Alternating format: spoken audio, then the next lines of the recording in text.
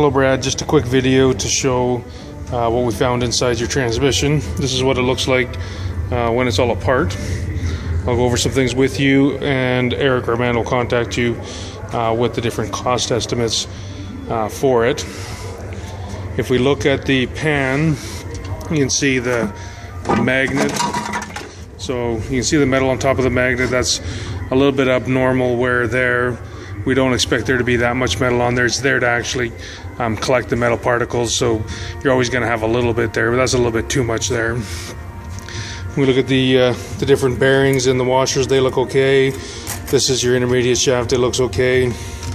This set of clutches back here is for the overdrive clutch. Comes on for 4th gear.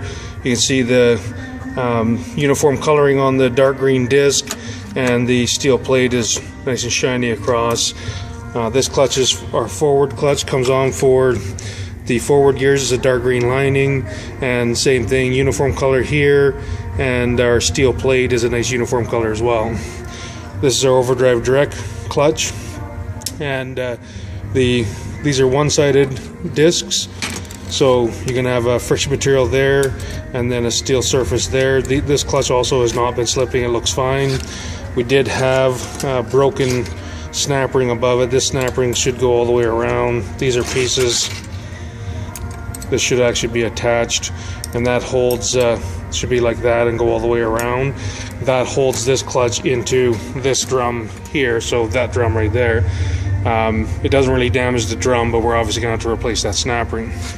When we get to the front clutch, now this clutch has been slipping quite badly.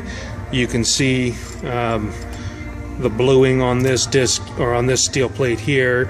There's blackening here, and if we look at some of these steel plates, they're not flat anymore. You can see how the disc is all bent, so I can't even push that toward there.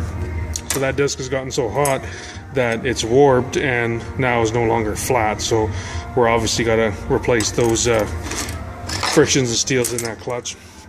This is the band that comes on for 2nd gear. You can see how dark and discolored it is from all the slippage. The material inside here is all worn off, and what's happened is that band wraps around this drum, and it has to stop this drum from rotating in order to have 2nd gear, and it's actually damaged this surface here. So this drum is no good. So this band wraps around this drum, and these clutches are inside of here, so that gives you an idea how much heat was built up there.